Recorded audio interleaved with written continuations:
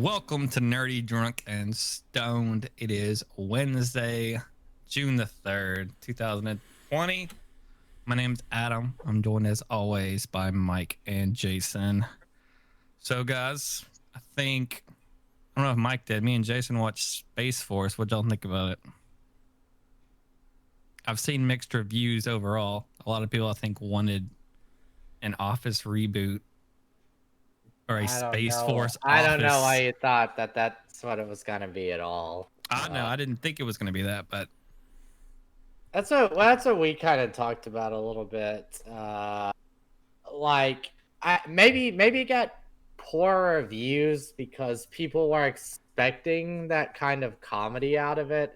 Like, oh, it's Steve Carell, so it needs to be office humor. Like, it needs to be like 30 Rock or Community, like a joke every 20 seconds. But yeah, and it's honestly, Greg Daniels. what does Greg Daniels do? He's the same creator of Oh, both of The The Office and Office. Parks and Rec. Oh, okay. It definitely seemed to focus more so on the drama than the comedy. At least like later on in this season. The first half I felt like was much more comedic. The later half was much more like plot related. They had satirical humor, I guess you would say. Like the parts that I thought were the quote unquote comedy, like the very end of episode 1. Maybe satirical is the wrong word, but Oh, where their satellite gets fucked yeah, up. it's this like it's very quote unquote overly serious at some parts, and there's something super silly happens, and you have his reaction to it. I don't know. I feel like you need that with that show because I feel like if you went too far in the spectrum either way, it would be way too silly of a show or it would be way too serious. I think they kind of I think they hit a good balance because it's not The Office, it's not Parks and Rec, but it is an interesting show for what it is. A lot of the joyful moments of the show, I will say, are from the great actors that they have carrying the show. Absolutely. I think it's not written that well. I think the writing is probably the worst part of the whole show. But because you do have like Steve Carell and John Malkovich and I guess all like the heads of the military branches are played by relatively good actors And they and pulled actresses. characters. Sorry to cut you off. They pulled actors from a lot of good comedies. Like, you've got You had Dee from Sunny. I know she was in an episode. you got Deep from Sunny, but you have Silicon Valley's actors. Oh, you had the Asian guy. Yeah. Yeah, he plays the like second in scientist. Yeah. Like he's right under John Malkovich's character. Jimmy You O Yang. you got John Ralphio, yeah. Yeah. John Ralphio just plays his stand-up's really good too. John Ralphio just plays John John Ralphio again. Yeah, I was like, man, I guess this guy's typecast. Like, y'all know the actor's name? I can't think of it. no, he's just the same guy in fucking everything he's in. So, but he plays that role well. You know, It's solid. It's like an and I'll say archetype. It's a Will Ferrell archetype. Like it's a funny character. He does it well. So if it's not, I'll say he was less obnoxious in this than he was in like Parks and Rec. And Parks and Rec, I felt like it was way more obnoxious. Don't get me wrong, he's still obnoxious in this, but he's not like a bumbling retard, I guess. I don't know.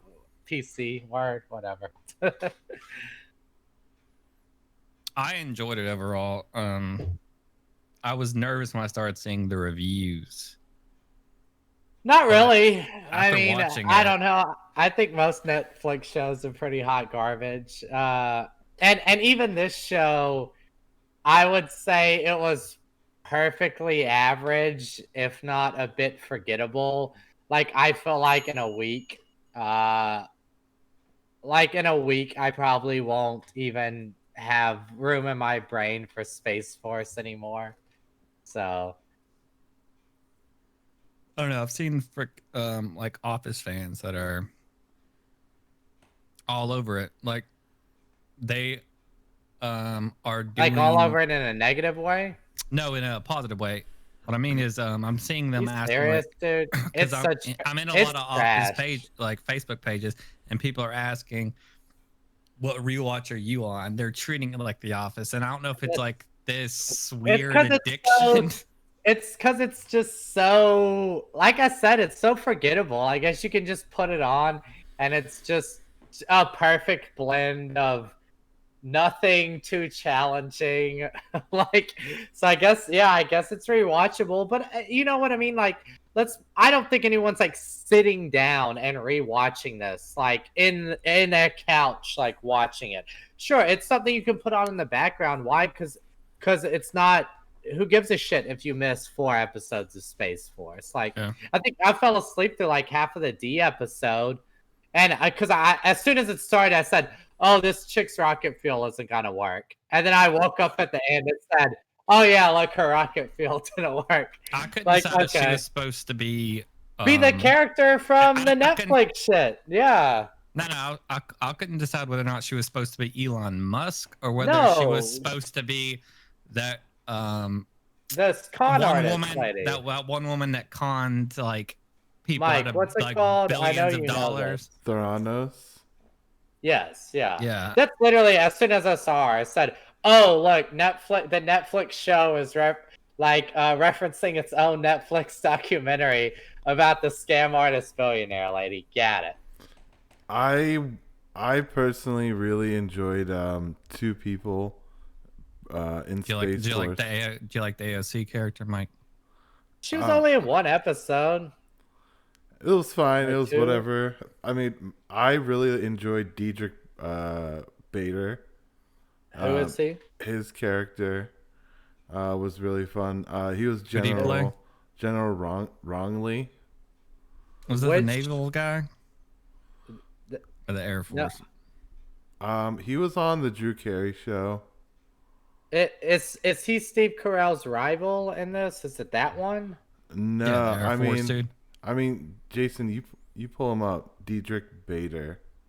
You'll know Well, who I'm I gonna mean. do Drew Carey show because I don't know how to fucking spell that. The other guy that I thought was really good was Patrick Warburton. Oh yeah, Diedrich Bader. Well, I mean, yeah, he was good in it, but I mean, what? He maybe has like 5 minutes of screen time the entire show, if that. I always just found him like a very likable character whenever he's in a movie. I liked that whole round table of generals. It was like good cameos. It had oh, what's his name from Seinfeld? The character Patrick Warburton.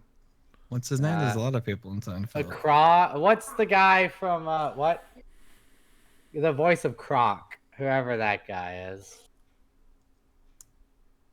From The Emperor's New Groove, you know that guy. Oh, yeah. He was the He's Elaine's boyfriend. He was Yeah, that guy. He was Patrick Warburton. He was army Yeah, general. okay. Patrick Warburton. Yeah, I've always enjoyed it, whatever he's been in typically. Yeah, he's funny in anything. He was the man. army general. Just that voice. Of Yeah, what did he say, man? I think when China was on the moon or something, when he's like, I'm just saying, if you want me to put some boys up there, we'd be more than happy. Like everything he said was honestly, his lines were probably the funniest to me in the whole show. Oh yeah. Is he the one that suggested nuking China as well? I think at one point they were. No, I think that was the other dude, but he had some I think it's the Air Force guy because they're like, we just bomb everything. Yeah, like, did you try? Yeah, did you try bombing it? Yeah. But that being said, so to get back to the writing, I guess I'm going to be a little critical of it. It definitely felt like the first 2 episodes. So right off the bat, to me, the whole season 1 felt like a movie that they stretched into a TV show almost. Like I almost felt like it was a 2-hour movie that they just they thought about a movie.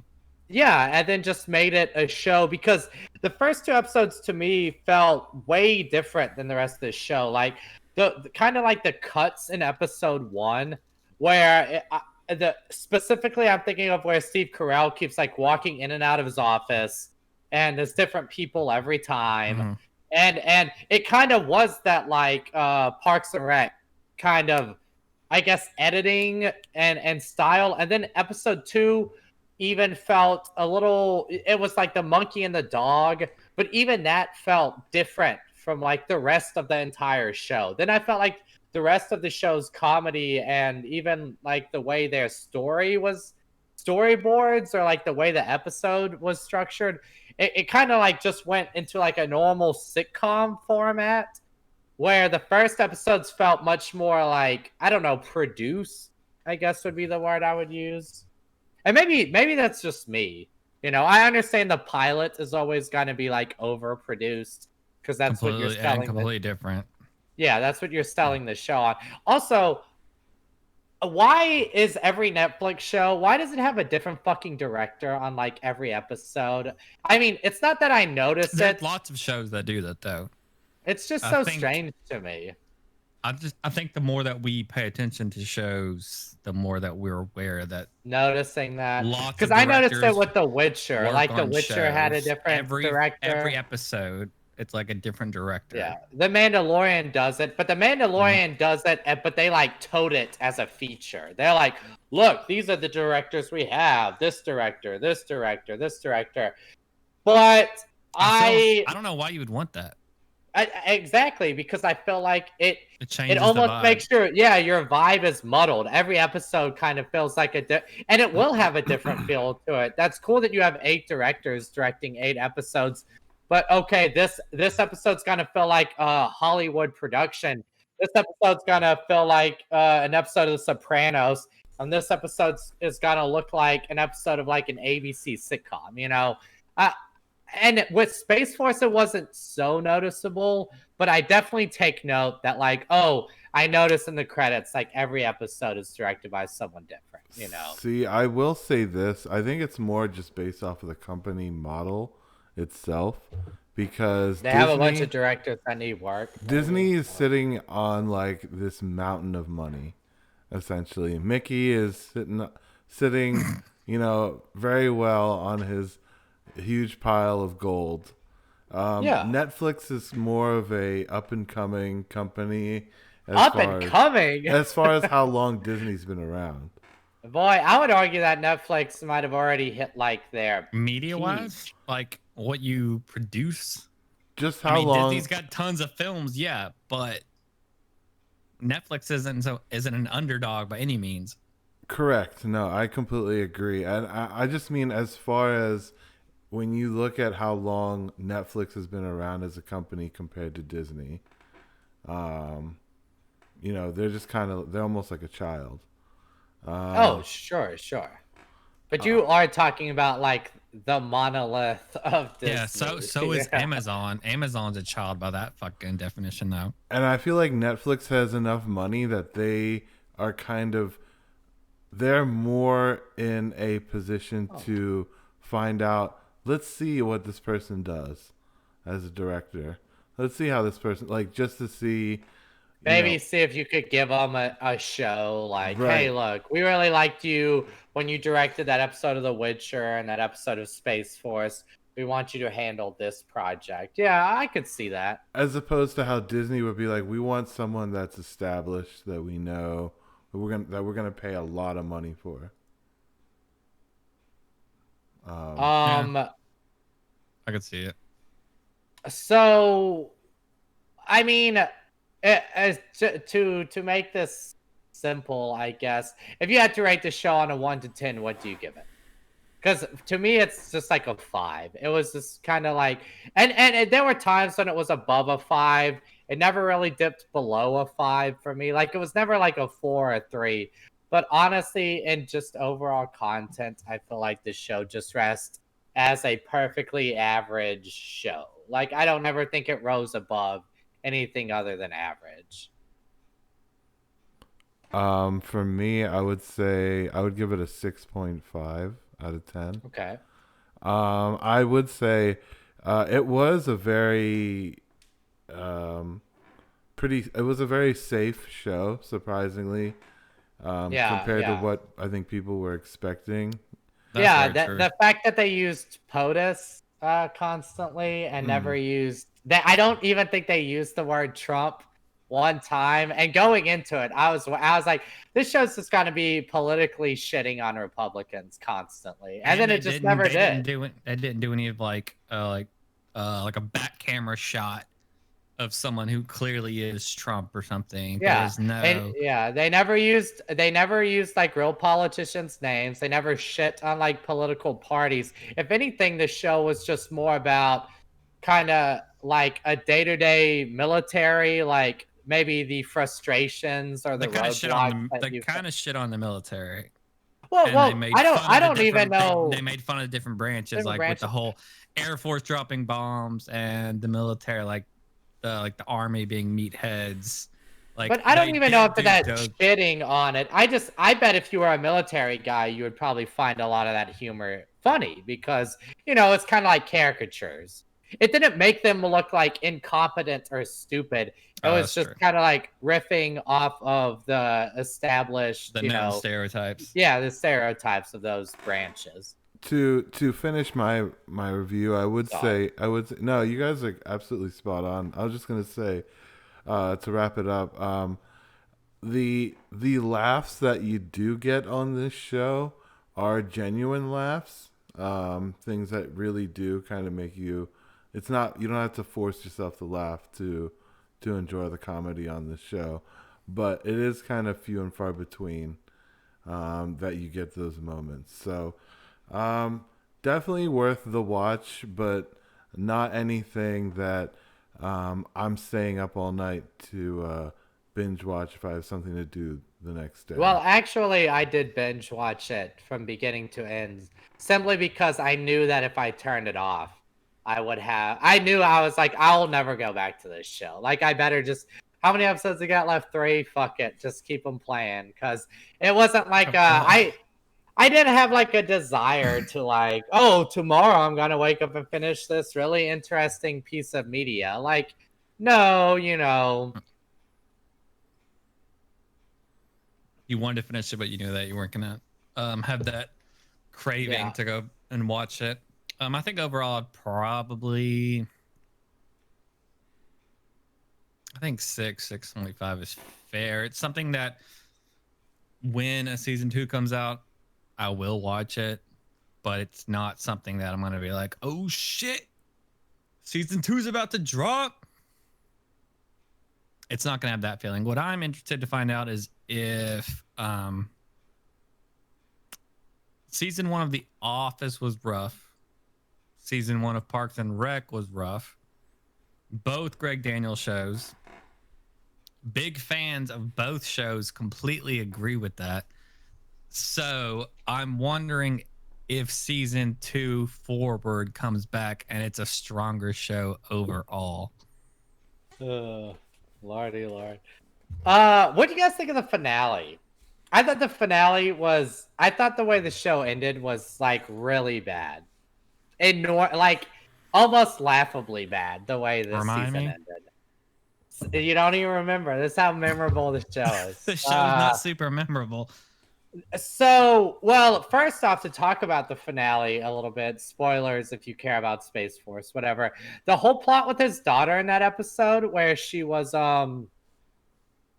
she like got in a car with some dudes for a cigarette, and then she like went to episode. Yeah, she went to like this meth house, but then and they chased her on dirt bikes, but they didn't care that she like walked away and talked on her phone. No one even said a fucking word to her, and I was just like, why don't you just walk home? Like just walk. And then but then they're like chasing her when she takes a bike, and I was just like, wait, so they care about her now? Like it was just that whole plot. I was like, what is going on? Like, yeah, that's pretty bad. It's pretty bad when you put it that way. And then, but they do it at the time. They do it so her dad can come and save her. Yeah, he can do the whole literally fly into the rescue. Yeah. Okay, but then the season ends with them flying the helicopter, and surprise, the mom broke out of jail with her security guard girlfriend now because they in an open relationship. And oh yeah, and both of the moon bases have been destroyed. And hey, you really need to come back, but if you do, you'll be court-martialed. So as I just felt like every storyline like completely fell apart in the last 5 minutes. And I think they might have done that so maybe they could restructure the show if they had to. Like, oh, we have to make the show completely different now. I don't know. It felt like they wrote themselves into a corner whenever I saw that. I was like, what are you going to do in season 2? Like, you have to address all of these issues. All of these issues. And you have to make them so minuscule. You have to make them not matter if you want. Like, if you wanted the show to get back to, like, Steve Carell in charge, Moonbase, Mom in prison or whatever, you literally have to gloss over all that shit in the first episode to just get it back to, like, the status quo. Like, oh, look, we didn't. What's it called? Where, the army... What would they do to Steve Carell if he comes back? Court-martial. Court-martial, yeah. Oh, look, you're not court-martialed. Oh, look, I guess our astronauts are working together on the moon now. Oh, your wife's criminal. Like, you would just have to completely gloss over everything. Or, like, I think they might have done it because if, like, Steve Carell doesn't come back, if John Malkovich doesn't come back, if the wife doesn't come back, you could easily be like, oh, look, well, John Malkovich went to prison. Steve Carell flew away in his... Yeah, Steve Carell flew away in his helicopter. Like, I really feel like they set that up so if they lose actors, they could just write something, It's entirely, plausible. I don't know. The finale was absolute garbage. Like, it was... the credits hit, and I was like, that was complete shit. Like, that was so terrible. Fair enough. It was, I mean, finales are supposed to, like, get you excited for the next season or something, or end on a high note, I hate to bring up Community, but we made it to season 2 of Community, and yeah, season 1's finale makes you want to watch more, like it ends, it was the dance episode where everyone says they love Jeff or whatever. And then you read the dude. I knew it, man. As soon as Andy walked up, I said, oh shit, they gotta make out. And then they did. And you're like excited for season 2. And then kind of shit on Community, the next episode, they wrap up that whole love triangle in a very like, well, fuck it. Nothing came from any of it, Kind of felt cheap.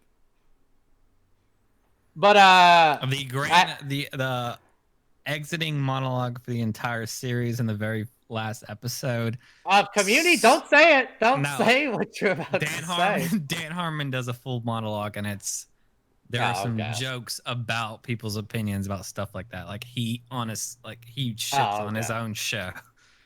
You can definitely tell though. We're a little bit into season 2, and you can tell they got some money after season 1. Like, don't get me wrong, season 1 never looked cheap. It definitely looked like a network show. But season 2, like, I think we've hit like the zombie episode and a few other episodes, and you can tell. I'm like, damn, man, the production values in this show are like sky high now. But they also don't do outdoor shots, like shots that are not within the college. Oh yeah. As the show goes on, like, they dip off significantly to the point where they're almost non-existent. Oh, okay. Well, I haven't really noticed that. Now that you point it out, I kind of do. And then, yeah, definitely, I will hate to compare it to Rick and Morty. I guess you have to because it's the same creator. But it's definitely like season 1 had a lot of like good one-off episodes that now in season 2, because I guess that creator and writer, Dan, likes it to be so meta, they just reference shit constantly that you've already seen. And yeah, I guess it's cute, but if like once you notice it, I'm like, oh, we constantly have to reference the paintball episode. We constantly have to reference this and that. Like, it honestly does feel a little less creative, like, because a lot of your comedy is coming from references to prior episodes, It's not original. No, the paintball episode was great. The season 1 paintball episode. What's funny is that's paintball episode number 1. Jade had watched it without me, and when I got home from work, she's like, "What?" She's like, "Actually, let's watch this episode because I think you're really gonna like it." And I was like, "Okay, whatever." And like 5 minutes into the episode, I was like, "Yeah, you're right. I really do like this episode." We watched the second paintball incident. Yeah.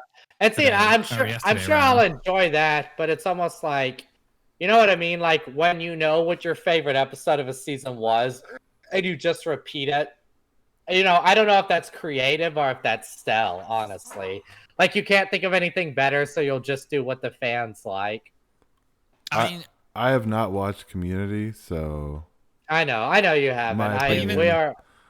My opinion does not mean anything at this point. Well, but okay. So with the whole paintball episodes, I haven't hit them yet, and I'm sure they're gonna be good. But it's almost like how Batman constantly reuses the Joker to make it something in your wheelhouse, where it's like, yeah, is that creative or is that just like, well, fuck it, let's just use the best villain and the best plot lines because everyone enjoys this, you know? Is that a cheap ploy? Or is it, is it good writing? Like, I don't know. But they will even admit whenever they think that it's not good writing, because in one of the later episodes, Abed actually says we finally made a way to make paintball cool again. It is a meta joke about the fact that they reuse it. Like he's aware of his own shortcomings.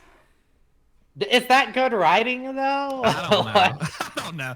I don't know. Would it be good writing for Batman to say, "Oh, this is the 6th Joker time I fought him"? Wink, wink. Batman.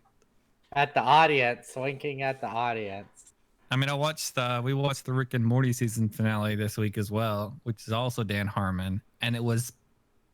I think I'll have to go back and watch the winter break episodes to be certain, but I'm pretty sure it's the only episode this season which has actually progressed the quote-unquote story that actually exists in the show. They brought back Birdman and whoever the fuck his he's chick that Phoenix he was marrying person or something. Yeah. He's Phoenix person now, and then the Tammy or whatever comes back. And there's a whole fuck ton of Star Wars jokes. I mean, it was a solid episode. Whether or not Beth's a clone. They brought that back up again. Okay. Like they hit on like a bunch of things, and my mindset was that the only thing Dan Harmon could think of as far as finishing off those plot lines? So yeah, they had one episode that could progress the story, and so what takes them forever is a lot of filler episodes that are one-off, that are entertaining, it's not a bad show, but it's not going to progress the plot. So one episode a season, is that what we have? So we've got maybe 6 more seasons, 7 more seasons, something like that. So we're going to have 6 episodes where you actually progress the story. And the rest are just going to be like Pickle Ricks. To touch on that thing of storytelling, I hate to go back to Spaceforce, but I will. Did the whole plot about them going to the moon feel like super rushed to you guys? In the sense of like, it felt like it was slowly building up. Yeah, like, oh, here's this episode about a lunar base. Here's this episode about a satellite. Here's an episode. And then it was like, China's on the moon. Quick, next episode. We're building our moon base. This episode. And I was just like, nothing about that show felt natural at all. You're talking about Space Force? Yeah, the progression. Yeah. Yeah, it felt like, I would say, like, honestly, I felt like the first half was pretty structured, and then the last half just felt like, it felt rushed. It felt like they needed, like, quick, let's which is why I say it felt like a movie that they stretched into a show. I don't know. It was fine. It's perfectly forgettable, though, which is a lot of the reasons I don't watch a lot of these Netflix shows, is I just feel like it's like popcorn, like, it's great while you're eating it, but once it's done, you forget that you ever fucking ate it. I mean, as far as Netflix shows is concerned, literally 2 days from now, the final season, and yes, there's going to be another 13 Reasons Why is coming out. What I think season this is are they season on? fucking 4 or some shit. Yeah, see, that's silly. It should have been a one-off. The first season was a solid show, and it told a story, and then it concluded, and that should have been the end. And I'll give them this. It told a challenging story. It told a story that was, you know, especially for the target audience of like teens and shit. That's a risky and I know it was they've actually edited out the suicide scene now, I think, from season 1. But you know, like it's graphic and it's real and it's hard to watch. It's a real graphic. Yeah, but so kudos to them. I never watched it. It's not interesting to me, but for what they were doing, challenging their younger audiences, I'm all for that. Like that's cool. You told a challenging story that was controversial. Like good job. And then you stretched it out and you hoard it out into now just, you know, whatever the fuck it is now. That's sort of what I've said to Emily is that they sort of ruined the show. They ruined season 1 by making season 2 and 3 and now season 4. Like you told a very important, interesting story about teenagers and the way they feel and suicide, depression, whatever. But then you just turn it into fucking something to make money. Yeah. And it gets just over the top. You're like, okay. Is season 2 is it season 2 where the guy gets like raped by does a dude get raped by a broom handle in season 1 or season 2? What is that? I think that's season 2. See, because to me, I feel like that's kind of like they need something like really risque in every season to, you know, well, this season won't have suicide, but it's going to have a dude getting raped by a broom handle. And you know what? I'm like, maybe that happens. You know, the first, you know, season 1 is a story about a suicide that happens all the time. Like that's, and it happens to young people, but it's like college or high school jocks like raping you in the bathroom and shit. Like I don't know. That story never came out of my high school. Mike, did anyone ever get raped by a broom handle in your high school that you're aware of? I've heard of stories of hazing. Mel on mel hazing and no, just like you. Ever since the whole Sandusky thing, things have been very critical in our state when it comes to hazing. Oh, at a college level, I would think that that's very likely. In a high school setting, I'm like, I don't know that dudes are getting raped in the shower in high school. I don't know that that's going on. Yeah, I see what you're saying. That's the only thing that I would say maybe. I don't know. Yeah. Well, fraternal hazing is all kinds of messed up. So that's a whole culture in and of itself. Oh, which I do need to clear up the air because I did get some commentary back up from last week's episode. So let me make it very clear. Do I believe that Epstein was guilty? Okay. I 100% feel that Epstein is guilty, that he's a piece of shit, bad guy. What I was trying to argue was that I did not think that there was this cabal of social elites that are working together to pull a fast one on people, including such people like Bill Clinton, who, I mean, nowadays, how common is it for political assassinations? But I mean, you know, who knows? 22 times is a lot to go on an airplane with someone. And fuck kids. But wow, okay. Maybe not. We don't have any proof. That's all I'm saying. Yeah, definitely. No smoke without fire, though. Or no fire No without fire without smoke. smoke. Nah, never. The Um, smoke's there, but we don't have a picture of any fire. but yes, I Fuck wanted ton to of make it smoke. very clear. I do believe that Jeffrey Epstein is a piece of garbage Oh, yeah. and was Oh, guilty. yeah. I wanted to make that very clear. Emily and I tonight watched the first episode of the series based on Snowpiercer. I've Oh, seen the it. new one, the TBS or TNT or something like that. I don't know. Amazon had it on there, and you Yeah. actually have to pay for it to watch it. So, but the first episode they have is free because it's Who ends your on leads?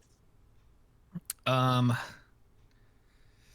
shoot, I don't know any of their names off the top of my head. I got it. They have a female Yeah. Mr. It's Jennifer Connelly, boy. Y'all know Jennifer Yeah. Connelly? Jeez. Not by her face.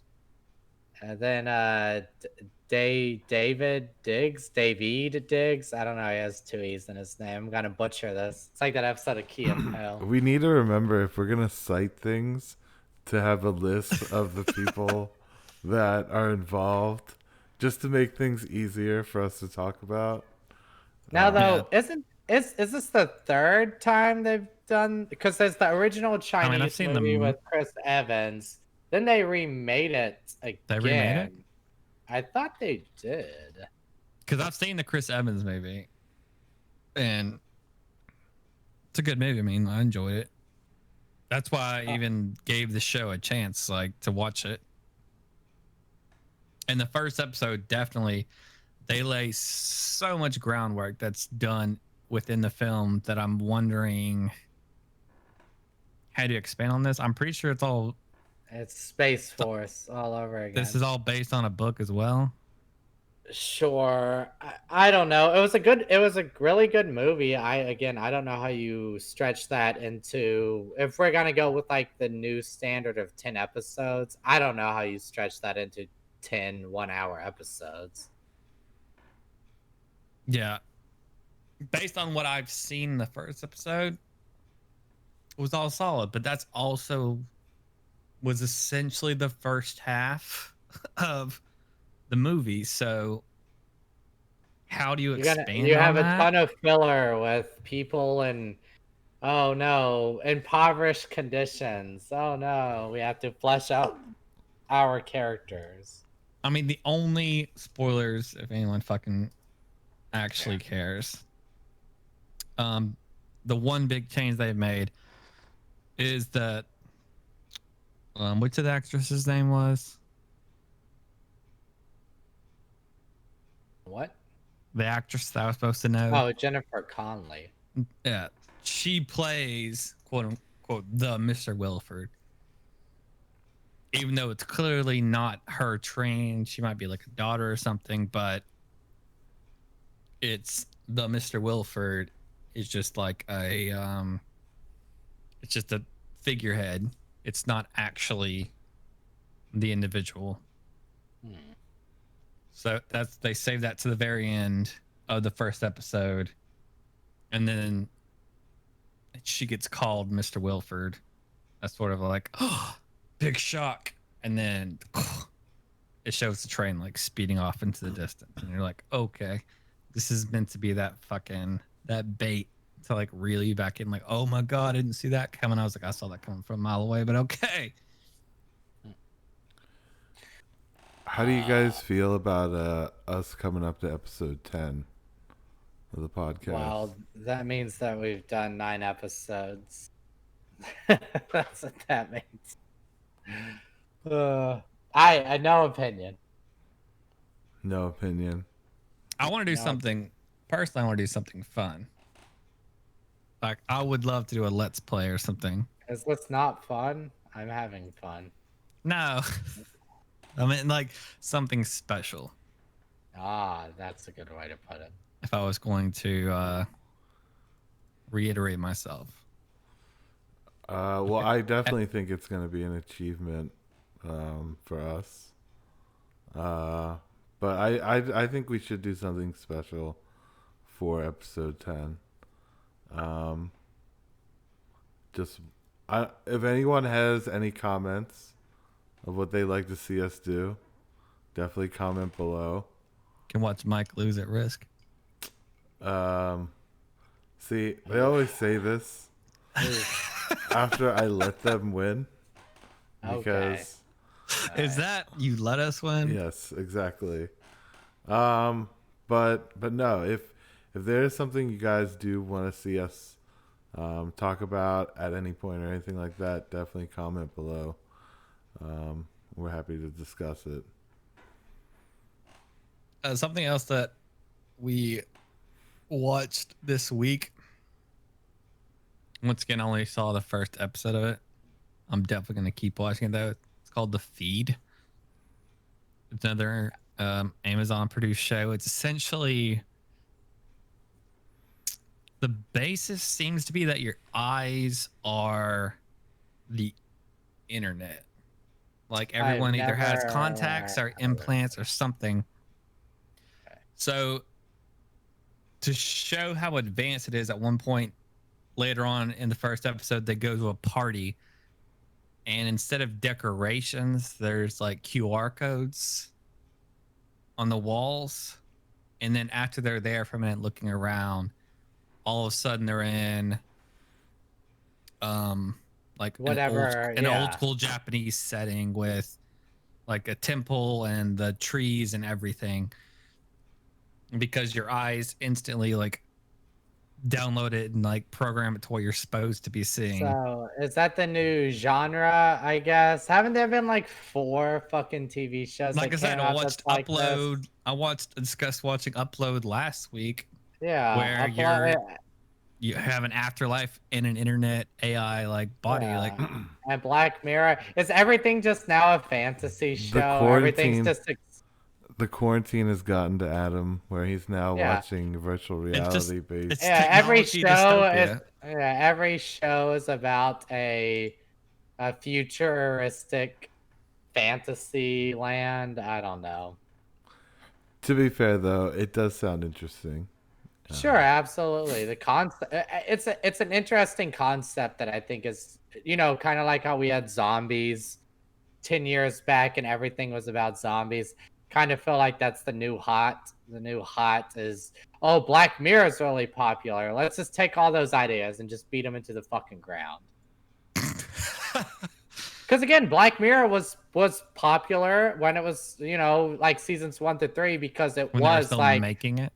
Yeah, well, because it was like still making it, but smart storytelling with like futuristic shit, and that wasn't really common. But now I feel like every other TV show that comes out is about robots or the future or fucking AI. I don't know. I think it's this idea that people write about they write about fears and stuff. I mean, zombies in and of itself is a story about being mindless and turning into that mindless individual. It's not necessarily a monster plot. Really? So I would say zombies are I'm completely against you. Zombie, it's like, it is a horror movie villain. Like, that's the point. It's mindless. It can't be reasoned with. If it bites you, you turn into it too. Yeah, it's the fear of becoming a zombie. But, it's the same fear of Michael Myers or Jason getting you. Like, it means you're fucking dead. Maybe yeah, so. But none of those characters are global. That's something that has the ability to take over the entire world. Yeah, which I guess can be. It's kind of like the fear of a virus, rather. Yeah. Mm-hmm. Yeah, I can see a pandemic argument being made for the fear of zombies.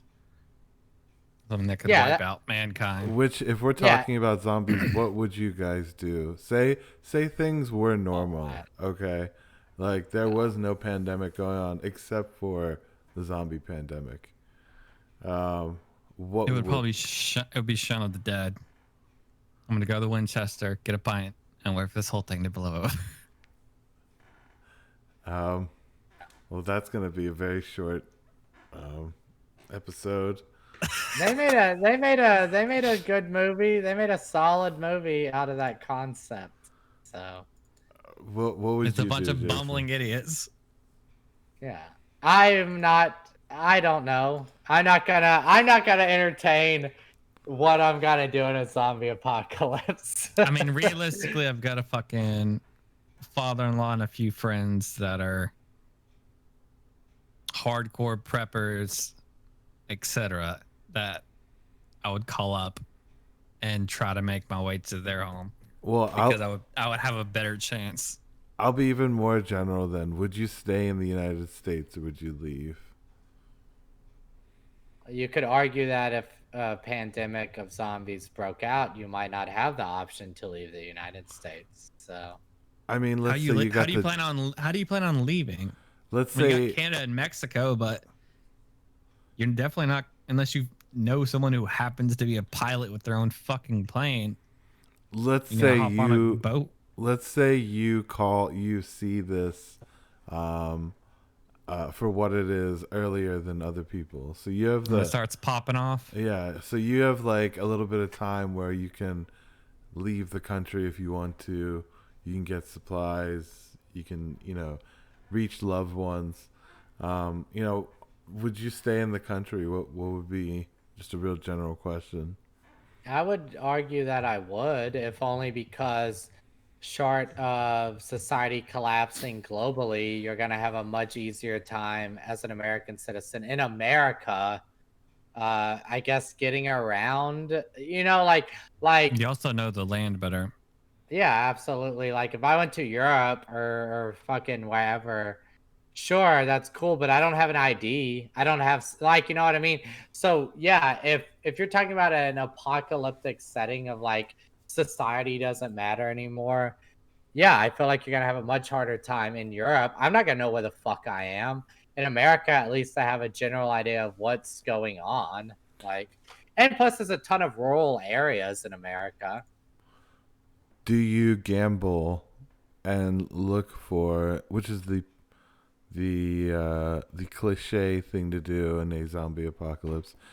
Do you gamble and look for military bases that No. are set up, Nope. military support? Nope, If absolutely I saw a not. military base, I would not, even in apocalypse, try to get in. I feel like they just kind of mow you because they don't know you. You're gonna just get mowed down, man. Yeah, in an apocalyptic setting, like you're cannon fodder, dude. They're gonna be on red alert, like Yeah, anyone even if you're like, approaching. hey, I'm fine, they don't know that. Unless there's actually a zone set up for people, you definitely should be trying to walk your way into a military base. Well, what if they do have a line of people that they're letting in, but you're required to disarm yourself and all your weapons Well, before you enter? I guess it really just depends on how bad it is outside. If it was bad outside, literally, if the alternative is fighting for survival against other people and other creatures, well, then yeah, hey, I have to relinquish my gun or whatever. I mean, fuck it. It's better than the alternative, in my opinion. Yeah, if the U.S. military is good at one thing, it's good at shooting people. So I would definitely be okay with being behind a wall. Yeah, a wall of bullets is definitely better than like my 50 bullets. I mean, it makes sense to me at least.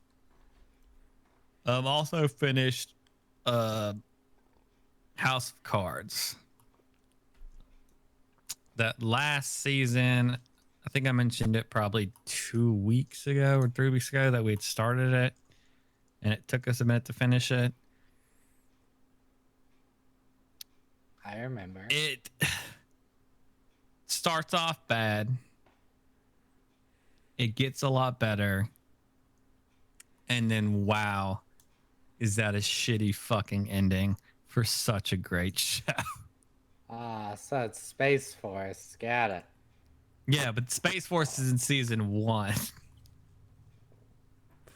This was the fucking final season, and I was like, wow, really? This is our last scene, and you can see it coming within like 10 to 15 minutes out. You start to go, surely they're not going to end it in this manner. And then the more it progresses, you start to see like, oh god, really? This is what we're gonna do? Okay. Yeah, but we're talking about a show that loses its main lead.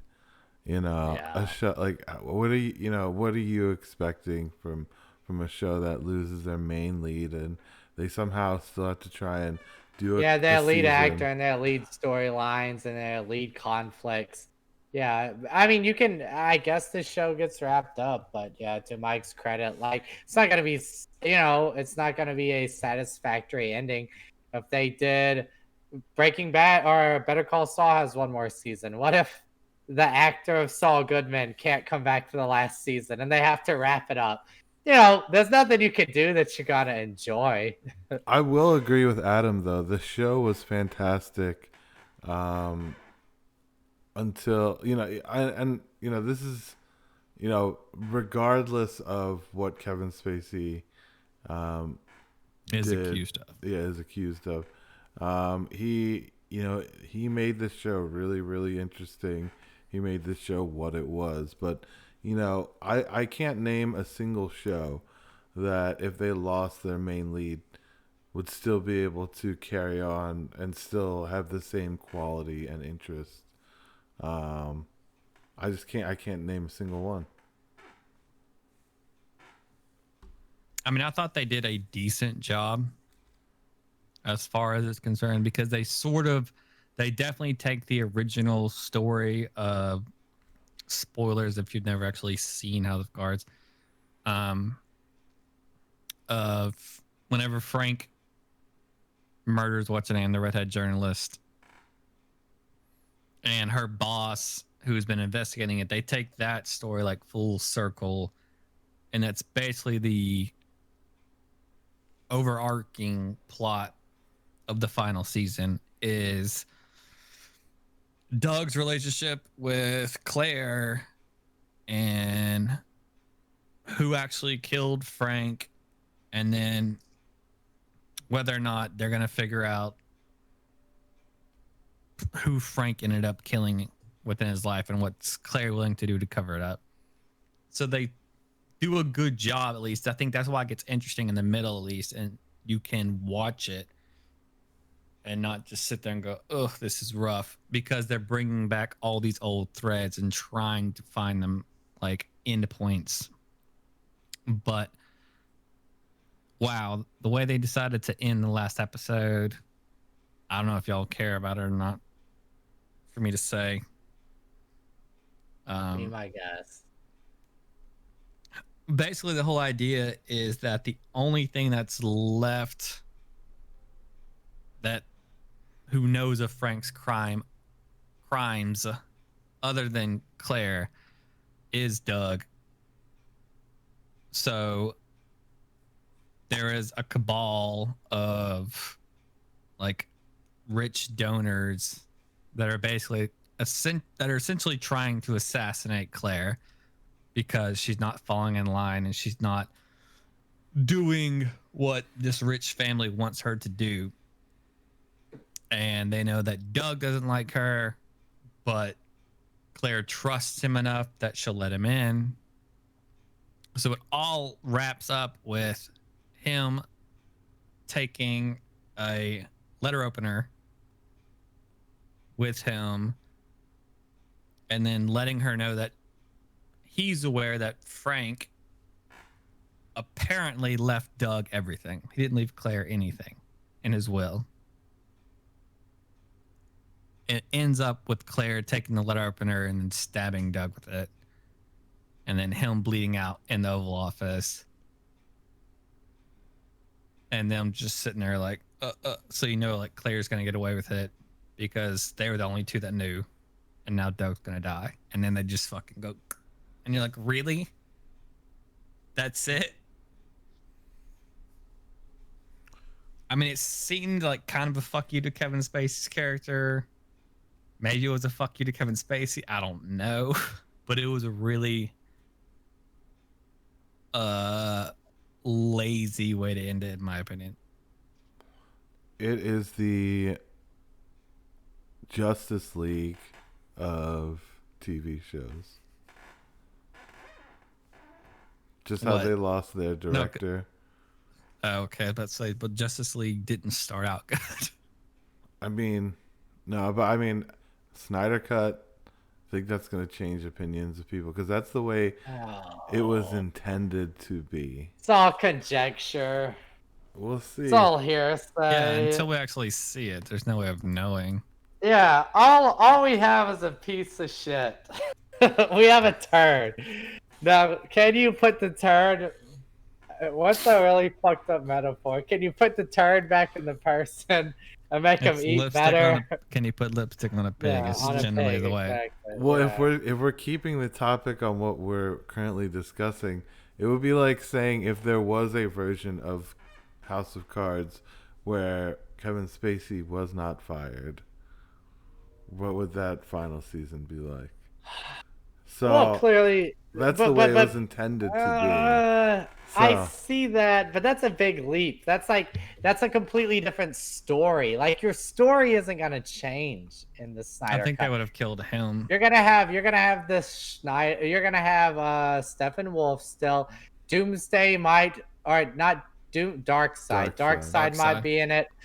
It's not like Darkseid's gonna replace him. Darkseid might be in it for 5 or 10 minutes, like a Thanos cameo, and be like, "Oh, you were trying to fucking overthrow me." It's not like Superman's gonna fight Darkseid. It's not like you're gonna have a Death of Superman storyline, like, well, he's already dead going into that film. I mean, I just think it's got to be crammed more with extras for fans, but I don't think the movie will be a better product.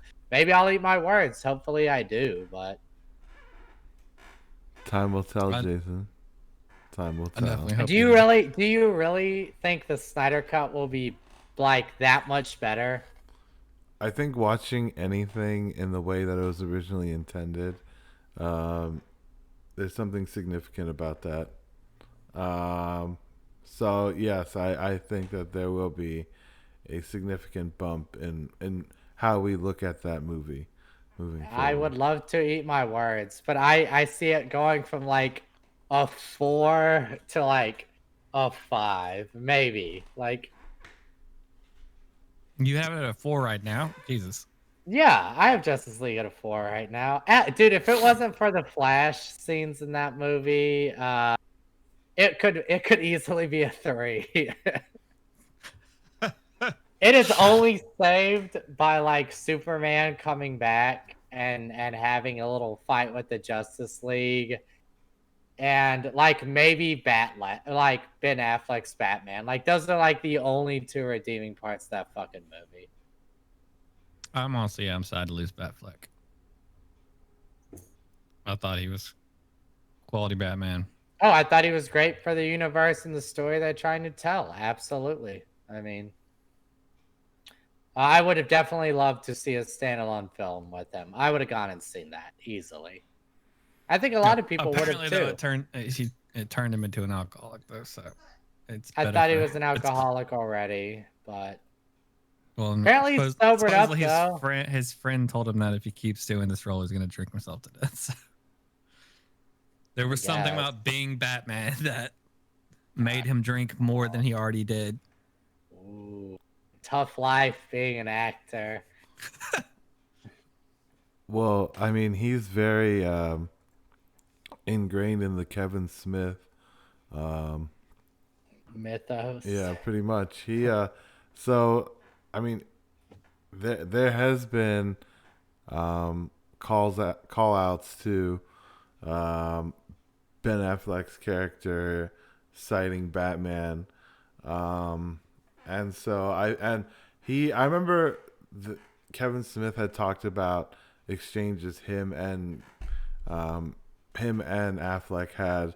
He was the one that recommended not doing the Christian Bale Bat voice. He was the one that recommended doing having it come from left channel, right channel, all around you. Um, but yeah, he didn't want to mess it up. That's for sure. And I don't think that he was the reason why that franchise was so doomed. At least it felt No, doomed. he was he That was was DC rushing things with the problem. Hmm. yeah, he was We've discussed it arguably over. yeah. I think we've already talked about it, but again, I mean, Ben Affleck's Batman is it's definitely like a net positive on everything. Like whether you like the actor or not or whatever, like in the movies he's good. He's a good Batman. He's a good Bruce Wayne. He's a good Batman. He gets butts and seats. I mean, and the action, his warehouse action scene again is arguably like one of, if not like the best, most realistic like Batman action portrayal that we have on the screen of like, oh, What this would it is be like? yeah. And everyone talks about that. When you talk about those films, that's what everyone will dude, that warehouse scene was so good. It was so badass. So like, yeah, you could have sold a Batman, you could have sold like a trilogy of movies on him. But I think he kind of saw the writing on the wall with how shittily they were running this franchise, and he just wanted out. Yeah, I think it's more of a DC problem than honestly possibly any of the casting. Because I'm thinking through my head, and I mean the casting was solid all like basically all Yep. the way through. There is Yep. not a single bad actor in the main cast. There's not Even your side really any characters. bad actors in your tertiary, like in your supporting cast. It's just it was rushed. That's all it was. I think it was just it was rushed. Yep. You were trying to be They Marvel weren't even without the bad war. stories. They just didn't have any of the build up to get there. You could argue that Justice League was a bad story. I mean, yeah, but had you Steppenwolf been in a movie or two beforehand and not looked like complete shit, Yeah. and And Darkseid been this you looming menace that was playing Steppenwolf as like sort of just this chess piece, yeah, then it would have Thanos been a lot kind of. bigger of a And if you build up. established your infinity cubes, what are they called again? There's the mother The box. mother boxes. That's what it is. Yeah, had you established those and in some kind of introduced one in an earlier film, and then so it's not just like this. Oh, there's three of them. Oh, he has them all. Whatever. Like I don't know, dude.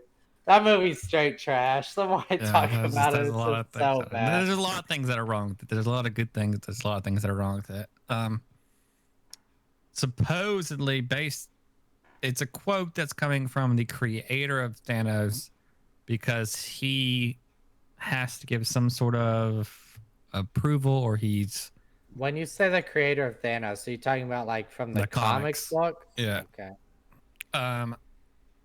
The Immortals film coming out in February of 2021.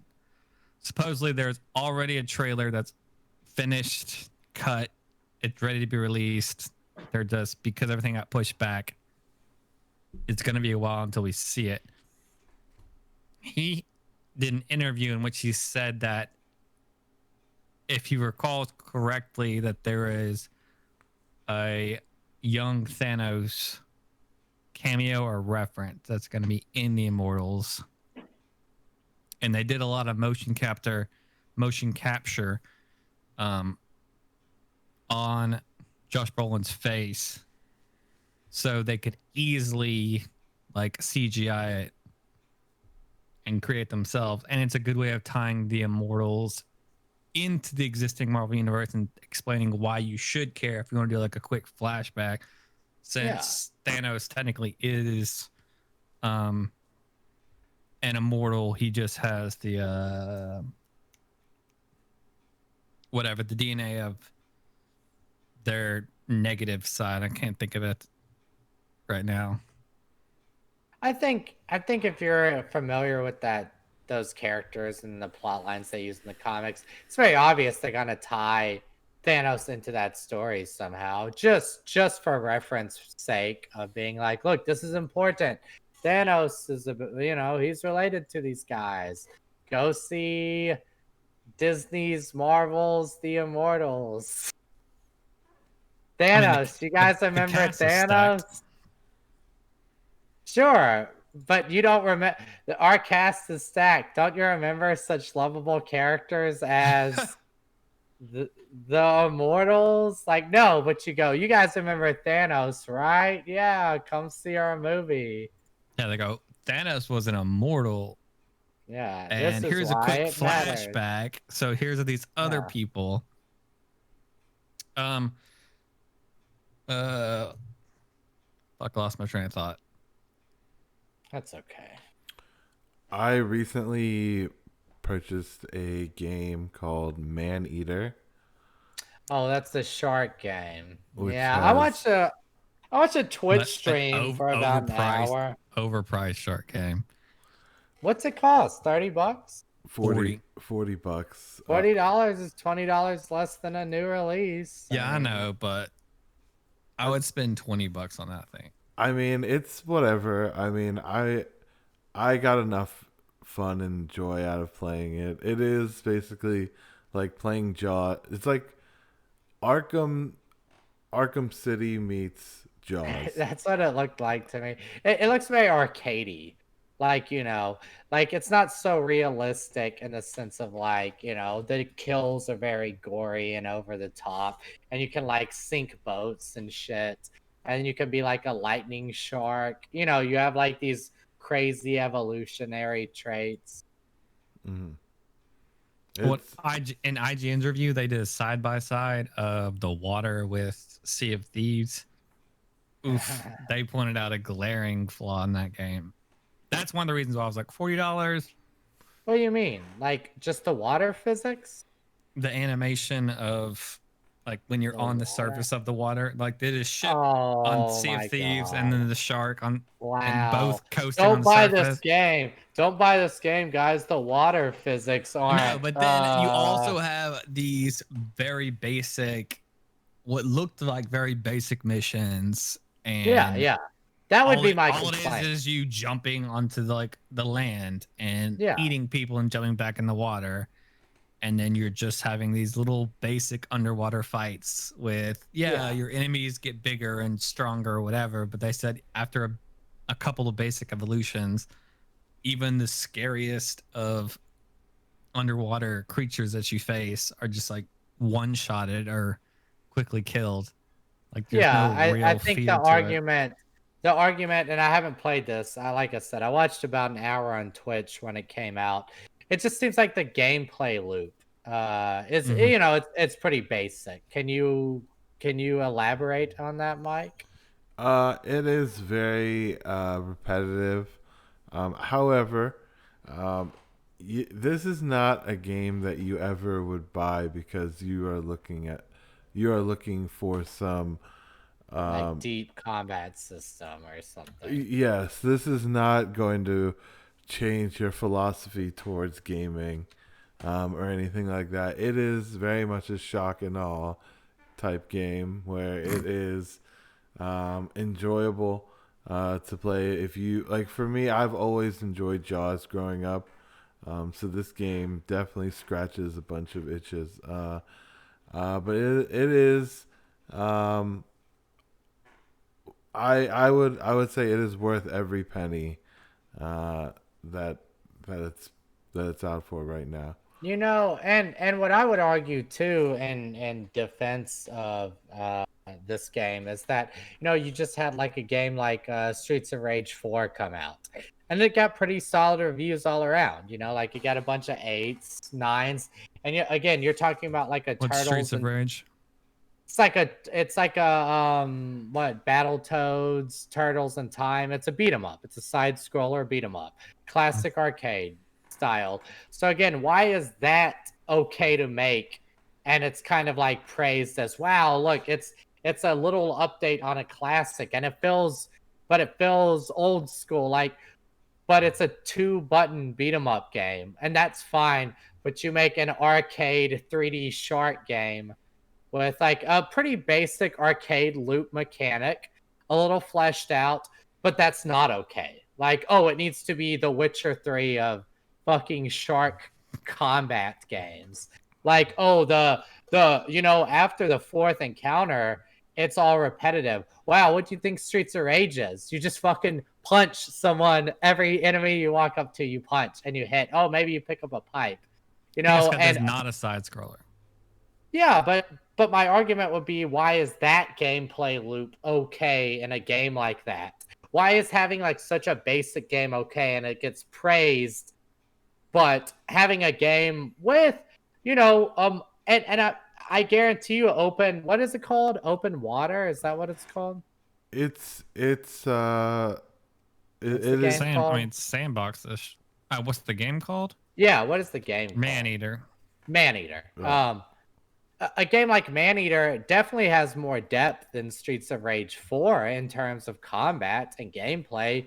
Yet, it's panned for not having enough, and it's panned because the water physics aren't modern. I don't know. As someone that plays games like Mount & Blade 2, it's like, yeah, you could shit on Mount & Blade 2 for being graphically way behind modern releases, but that's not why you play that game. You play that game because the gameplay is appealing to you and you enjoy that. It would be like a zombie game where the kills that you have on zombies are way overdone, way overly glorified. Dead Rising. Yeah, Dead exactly. Rising. Yeah, similar to that. But Dead Rising's a good game and it gets tons of praise. Exactly. Yeah, it's definitely a different type of game, but it's definitely fun. Like where I am now, after you beat the prologue, you literally are a baby shark. And you have to grow and build your stats as you go. Yeah, I've seen. I'm traumatized by that term. Have you beat the game? No, I have not beat the game, but there are repetitive aspects to it, but it is an open world. It is an open world game. Just like how Arkham City, all the Arkham games are. And again, what I think is like the greatest game ever. I mean, Witcher 3 is in my mind like the best RPG. Does that mean that every mission is not using your Batman vision to track clues and get into a pretty redundant combat loop? Like, yes, that's absolutely what the game is. So, like, in terms of gameplay. Gameplay wise, I think Witcher 3 might be a tad overrated. I think it's the story. It's the story that makes it. Yeah, it's because these redundant side missions are so interesting with the side characters and their little plots. Oh, you run across this, a werewolf. You run across, it's all, every side plot is interesting, even if it's a 5-minute side story. And that's kind of like what The Witcher succeeds at, is making their 100-hour game interesting for 100 hours, But it's an RPG, so all it really has to worry about is a good story. So during not to go off topic here, but during the COVID times, I've been having to make do by ordering things off of like Amazon Pantry. Have any of you guys had to make any purchases like that? What is Amazon Pantry though? It's essentially you anything that you would be able to pick up at the grocery store except for fresh food, but household items, toiletries, food, cereal, snacks. It's the only reason I'm bringing it up is because I've had some great. I've ordered from it a couple times. Just to prevent my exposure in the beginning. And I've had great experiences with them. However, some people that I know that have purchased from it have had some very, very poor shipping results.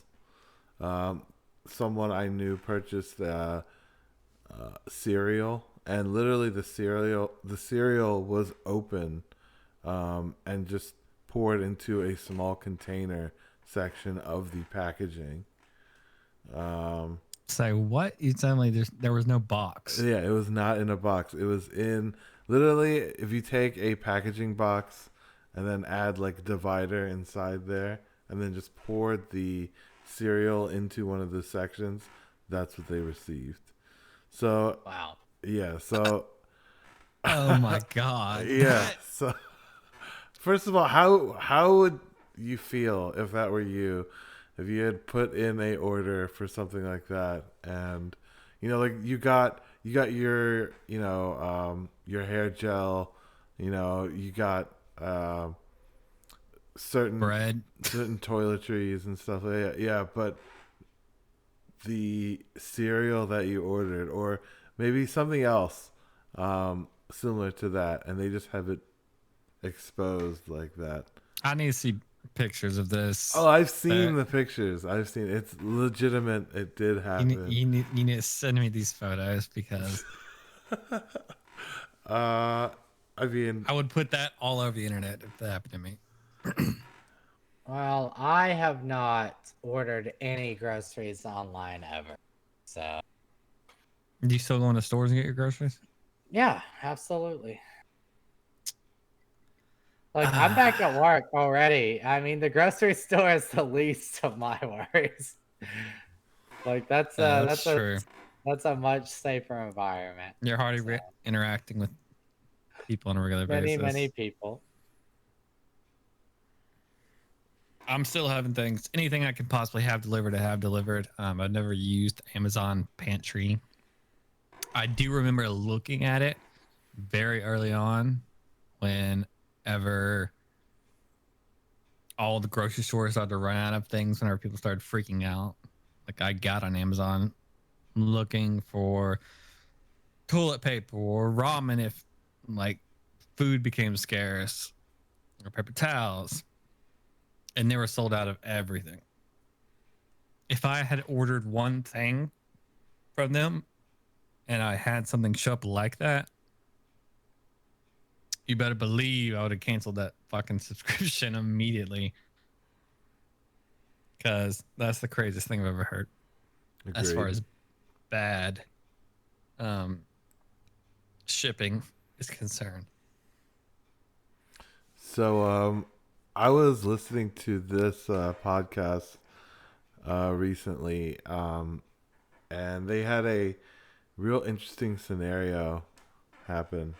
And I'm really curious What to podcast? see. Tell him Steve Dave. But basically, all right. So picture this: this is pre-corona. Okay, Mm-hmm. you're at the mall. You're about to get a haircut. The lady there is like, yeah, sure, just wait there. So and so will come out to give you a haircut. And you're waiting. It's been a couple of minutes. You're not annoyed, but it has been a minute. And you finally, the person does come out, and they are way older. This is not the 20-year-old 25-year-old that you're expecting that was going to cut your hair. This person's like an elderly, It's not your usual person. in her 70s type age. And she gives you a haircut. What do you do in that situation? Knowing that this person... What? What a strange I don't know. I just get my fucking haircut. Is she like senile? Just very, very old. I have basic questions for both y'all. A, do y'all have a person that usually cuts your hair? One individual. I go to the same salon. Yeah. You go to the same salon, but is it the same stylist? Or is it just whoever's available? Yeah, she's really good with curly hair, so that's Mike? where I go. I go to a salon as well, but I do not. I just use whoever's available. But they're usually younger, probably recently trained, is I think your question. Right, yeah. So would you feel uncomfortable with someone cutting your hair that is potentially in their late 70s, almost 80s. No, absolutely not. Unless, I mean, look, I would absolutely. no, if she or he, again, it's like, where am I? Yeah, if their hands are fucking shaken from arthritis and they can't hold a pair of scissors, I might be concerned. But I mean, if they come out and they have all their fucking functionality, I'd just be like, cool, this guy's been cutting hair for 50 years. He probably really knows what the fuck's up. Like, So yeah, so you wouldn't be like, oh hey, I gotta take this call. no, I'll be right back, absolutely not. and just not come Again, back. why would the Jason has the 70-year-old longest hair out of all of us, and it's saying that he wouldn't. why would a 70-year-old not be able to cut hair? I just don't understand. I'm not going in for a fucking fade. Yeah, you're not getting a fade. Yeah, but But even if I was, why would a 70-year-old not know how to? It's a learned skill. It's training, education. How recently did these styles come into fashion? Have you been have you been not re-educated? Have you been trained in this modern hairstyle since then? I would assume if I went into a salon to get a fade and this is the person they send out to give it to me, I mean, I would hope to God that the salon has trained their people to do it. Yeah, but I would also trust the business well enough that they're in business, right? They wouldn't be in business if they sent people out to cut your hair that didn't know how to cut your fucking hair. I mean, that's very true. So, it's a valid argument. So according to move the story along, according to the story, the person did allow the person to cut their hair. And they actually did a very good job. Point proven. They did a very good job. However, there was a moment where, you know how sometimes you get a haircut and you get hair on your face and they use the brush. Mm-hmm.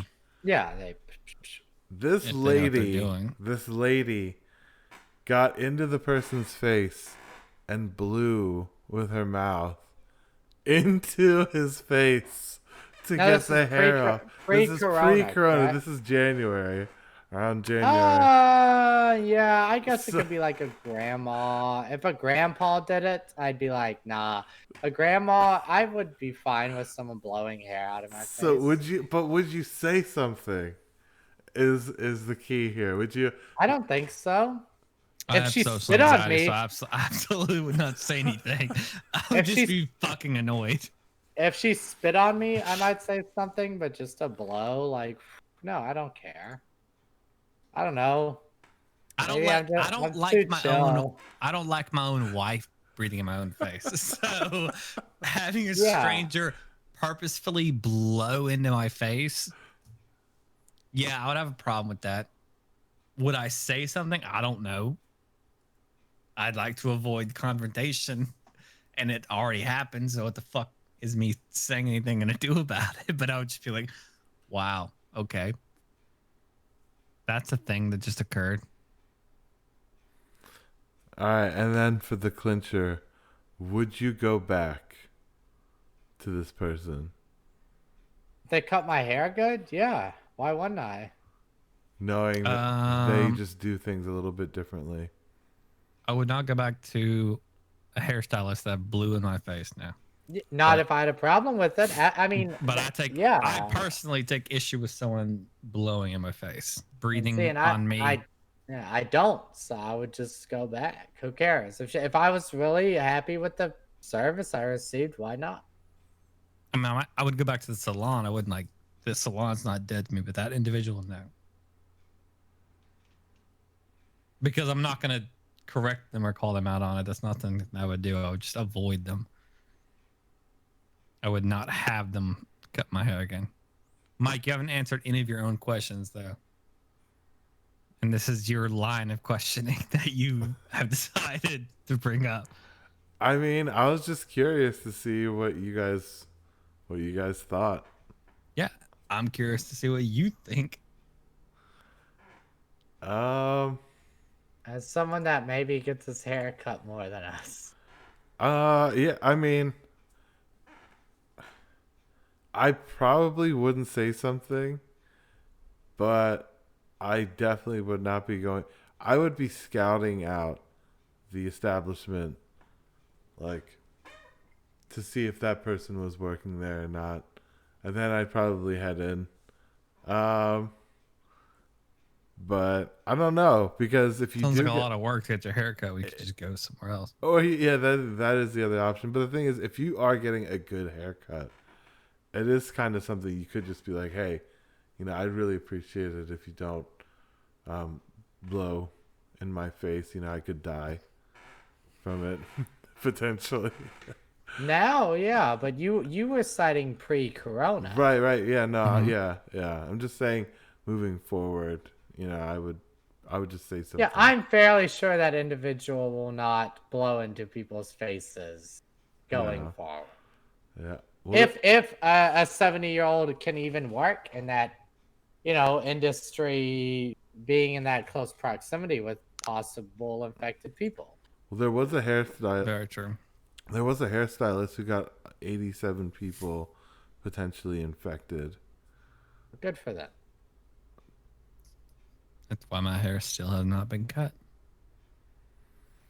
I mean, besides the fact that she was about to give birth directly before they closed down salons, and was already going to be out for a month anyways.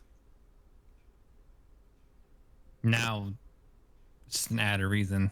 She probably has not to go to work, and there's added reasons for me not to want a haircut. Like, I'll just find other ways to style it than be around certain people that constantly have people flowing in and out. Adam, me and Jason need your assistance in Call of Duty Warzone. Oh, Warzone. Yeah, I'm tired of playing Plunder fucking in 2-man in this shit. It's not my fault that Jason works till 3 o'clock in the fucking morning. That is true, but we don't play on those days either. We just played last night.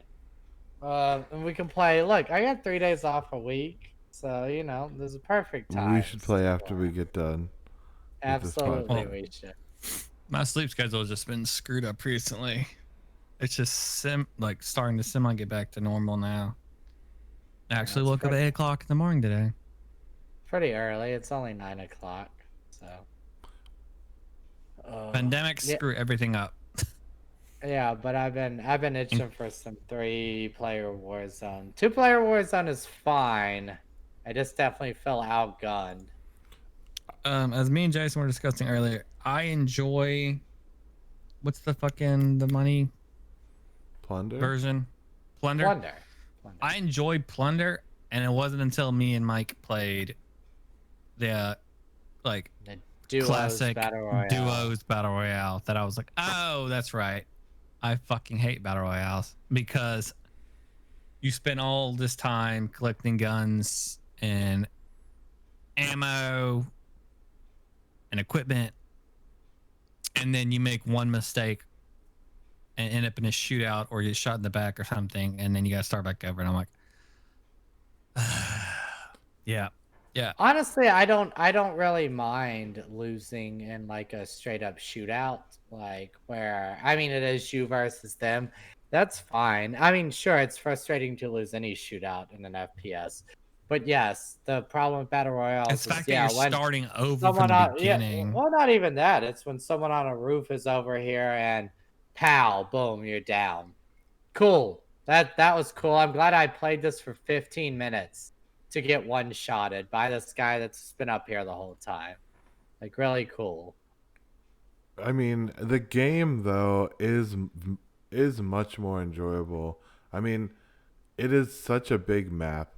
They really that allegedly changes every season, according to Josh and them. They said, because we're in season 3 now. I think they said season 1 and season 2 had different maps. So that's interesting. How would you feel? That's how most Battle Royales are. How would you feel if they had different maps every different game that you join? Oh, like if they cycled through 3 or 4 different maps, I'd be fine with that, honestly. I definitely think it would give the experienced players a big edge, but that's any game. Even right now, playing that game, The Yeah, max it's level true. people are clearly gonna have the advantage. Like they know everything about the game, the guns, the map. Yeah, I I was trying to think if that would change anything because, like Jason said, the people that play it a lot are gonna know every map, anyways. So But it could make it less stale having a different map, having 3 different maps that you rotate through. Even the high level people, it might make it less boring. Hey, but I mean, cool, we're a different map. even when you play the same map, like the meta changes for each map. Depending on where you're at. What Yeah. areas are considered good places to drop in and where to start out and get good equipment? As to, I mean, changing up how the circle closed in or finding a new creative way of doing it, I think would be more beneficial. will say this though. I have been playing a lot of the recent Call of Duty games. Out of all of them, I would say this one has been the most fun. Playing with you guys has been the most enjoyable out of all the Call of Duty games that I've played recently. And maybe it's just because Call of Duty is best suited for this type of game style. But everything in the game looks great. Everything there's so much variance in the levels that we have played. Well, and the gunplay is really solid. And I mean, I'd say Call of Duty is known for the guns and the customization. I mean, it's if the guns don't feel good in Call of Duty, you're not gonna play it. So What I think is the most striking to me and why I think it's enjoyable to play, especially as I said in Plunder, because you actually get to respawn and it's not just start off, die, repeat. Is it feels a lot like Modern Warfare. Feels a lot more like the much older Call of Duty games. You don't have these ridiculous mechanics that they added in Black Ops and the well, futuristic games. So it's literally, it feels more like the Call of Duty that I grew up with. I mean, but it got packaged as that because I want to say it came packaged with the With Modern Warfare remake. So Yeah. which again is kind of like their trick because they're like, hey, if you want to get better at Warzone, go ahead and buy Modern Warfare and hop into the death match, and then you'll be really good. But who would have guessed that they're arguably one of their most successful Call of Duty games is the game that is free.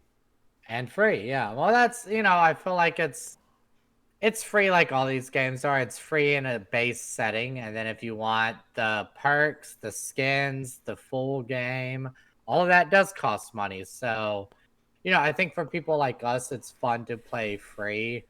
But Yeah, I would I never know buy people it. I know people that have dropped money on it. I mean, but you look at the past most recent Call of Duty games, they've all cost, about $60 a pop. Yeah, always. And this game seems to be the one that's worth putting in any time into. True. I just thought that was ironic. But maybe they're looking at these models from all these other big companies where, what are the fucking 10 most profitable games? The top 5 of them are free to play games that you just make your money with. Are League and Dota both free? Yes. Yeah, they're both free. It's just cosmetic. So League, Dota, Fortnite. Clash of Clans, Clash Royale, all of these. They're just all free to play. But, if you want to look cool, spend some money. Which I mean, the launch of Valorant, talk about free games. Is it out yet? Yeah, it came out 2 days ago. I downloaded it.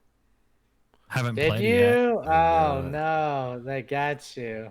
No, I haven't played it yet, but I'm one of the people that you're gonna give me a free game. I'll at least put it on my console or my PC. Yeah, but if I get bored one day, I might turn it on. We'll see. They have that spyware though. That kernel's kicking now. There you go.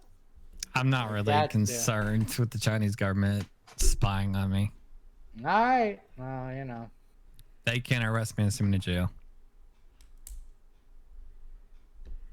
No, they can just steal your I identity. got Chinese cameras as well. When So you start getting logins from Shanghai, you'll know why. I've been getting logins from Russia for like 2 I years at know. this point. Gotta So change your ID, man. whenever my Twitch ID got popped and they were like, "Hey, we have this weird login from Russia." I'm like, "Why is someone stealing my Twitch login? This makes 0 sense." Whenever I had to put up 2-step authentication for Twitch, I was like, "Wow, okay, whatever." Let's see. Speaking of Valorant, if we're looking at the top 5 games on Twitch right now, how is just chatting the most popular now? What the fuck? It's just chatting Because Fortnite. people like to. It's basically MFC without the tets. They're just gamers. I guess. Fuck this. So it's just chatting Fortnite, League of Legends, Grand Theft Auto 5, Call of Duty Warzone. And 6th would be Valorant. So Valorant is launching I'm amazed that already Valorant's number that 6. far down. Could it be because everyone just wanted beta keys? I don't know. So it was so high up because everybody wanted the keys, and now that it's Because that was live, the only way to get it. it's dropped. Yeah, who So- gives a shit? So It's not an interesting game to watch. So speaking of which, should we go ahead and set up a fantasy football league then? Right now? No, I meant How in the far We next. away don't know from if the there's gonna future? be football at this point. I know, but Yes, that's there's what gonna be, I'm yes, saying. there's Should football. in spite of everything that's going on, should we do that? Yeah, absolutely. Why wouldn't you play fantasy football? Do you guys? That being said, we usually don't start a league till like in my leagues, we usually don't draft or anything till like 2 weeks out on the season. So So Yeah, you're I already in guess preseason. Yahoo is what we've decided we're gonna use this year. I mean I have Yahoo, NFL, and ESPN, I think. So it's whatever. I've been a part of all three. It doesn't. There's not a lot of variation as far as like points or anything. So How many people do you think you guys could invite? Oh, I have a couple. I mean, what? I assume we'd want to do a 10-man league, right? I'm up for whatever. I'm just trying to get an idea of what you guys think. I think we could get a I mean, 10-man. 10 seems to be like generally what you would want. 10 is my favorite. I Too could do big, it's 12. Too big, it's yeah. annoying. Too small, everyone gets in the playoffs. So what's the point? No, but 10 is the smallest, and that's kind of I like it like that because you can still play on the waiver wire. Like there are moves to make that aren't worthless. If it's a 12 or above, you're just shooting in the dark. You're just picking up shit off the waiver that you literally there it's just gamble. You're talking about like a 0 to 2 points is a good waiver wire pickup. Should we do a $5 buy-in? Why? Who cares about buy-ins, dude? I don't play that shit. And a $5 buy-in is so low that it's not over. Like you have to do a $100 buy-in or nothing.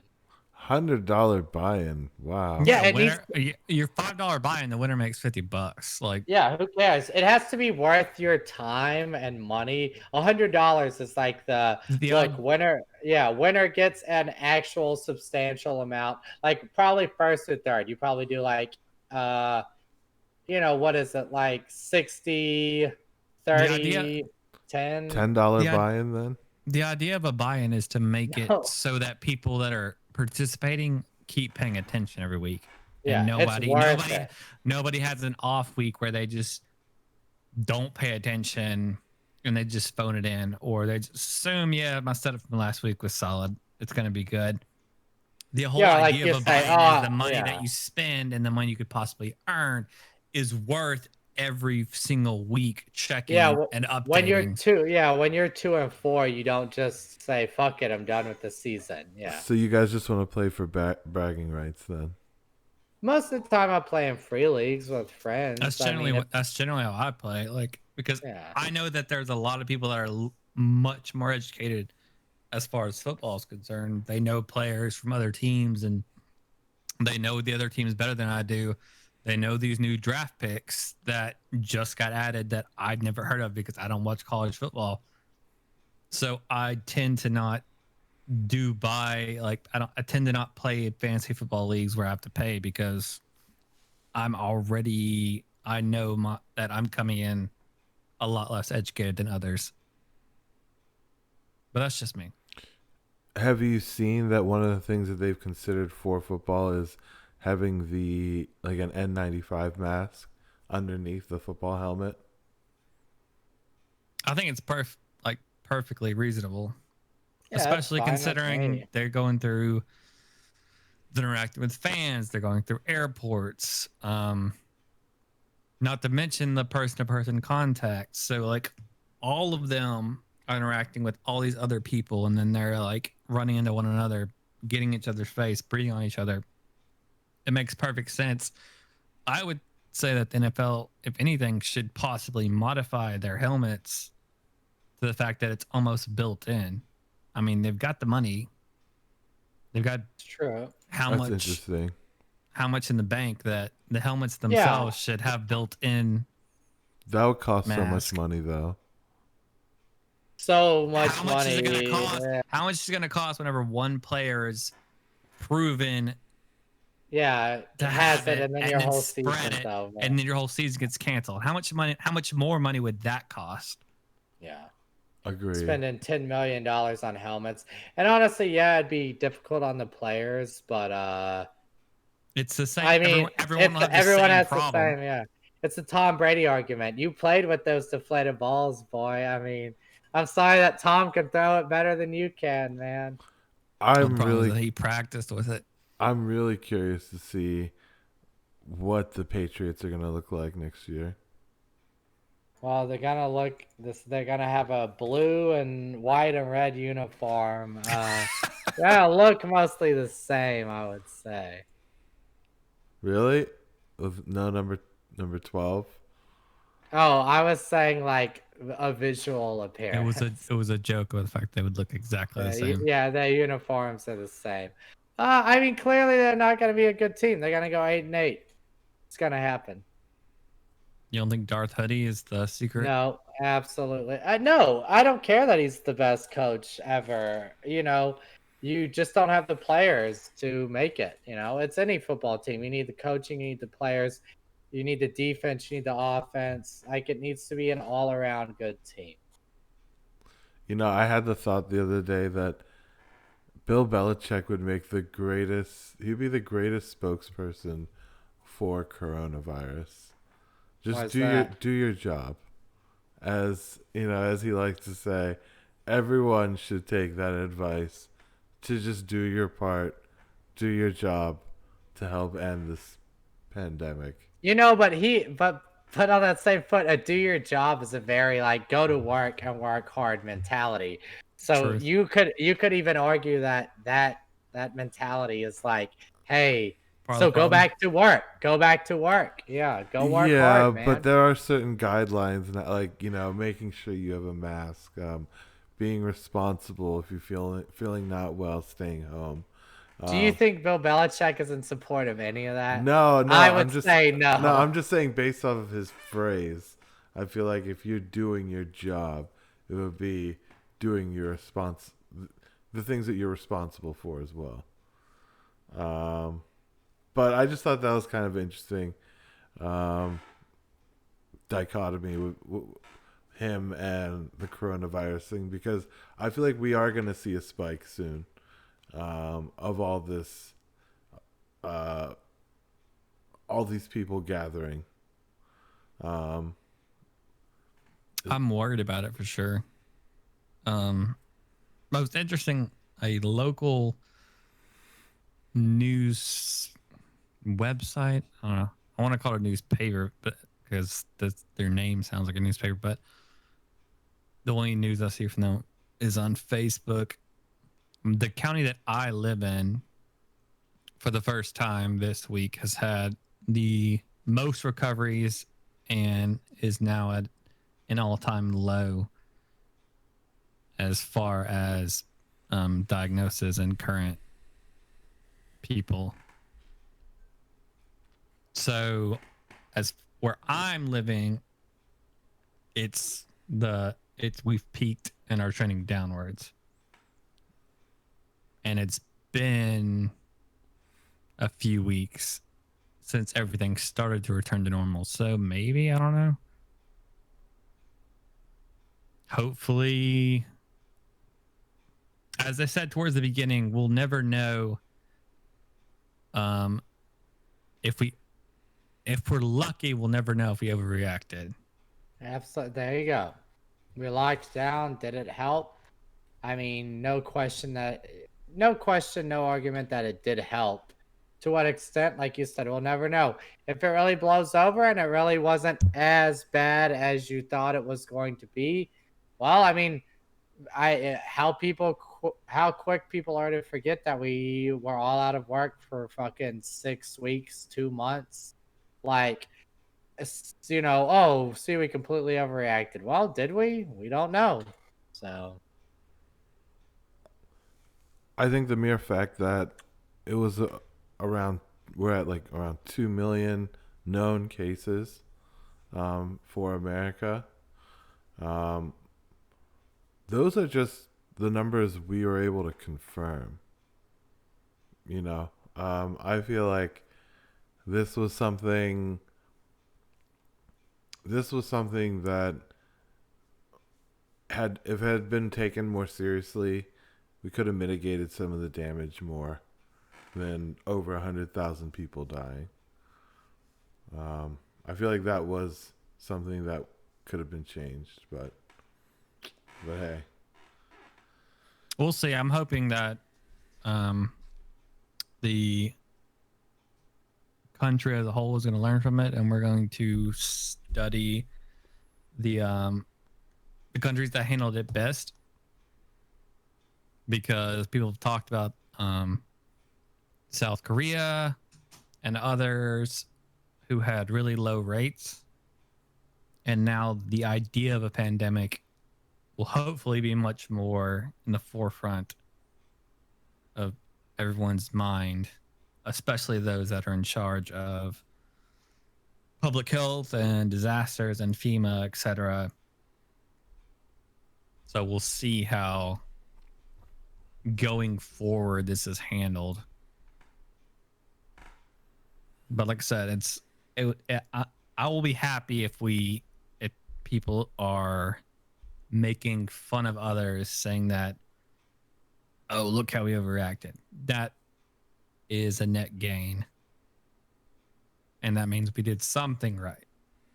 Overreacting is much better than trying